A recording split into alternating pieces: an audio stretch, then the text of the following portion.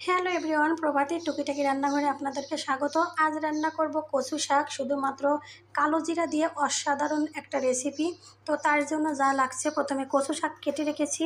এখানে আছে কালো জিরা, কাঁচা ঝাল চেরা, পেঁয়াজ কুচি। তো প্রথমে আমি কচুগুলো একটু সিদ্ধ করে নিব। কড়াইতে একটু জল দিয়ে নিলাম।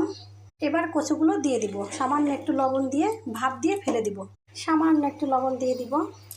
এবার কিছু সময়ের জন্য ঢেকে রাখবো। কচু শাকটা ভাপ দিয়ে কতটুকু হয়ে গেছে দেখেন। এবার আমি এগুলো নামিয়ে নিব। কড়াইটা পরিষ্কার করে নিয়েছি, গরম হয়ে গেছে। এবার দিয়ে দিব প্রয়োজন মতো তেল, দিব কালো জিরা। এবার ঝাল পেঁয়াজ একসঙ্গে দিয়ে দিব,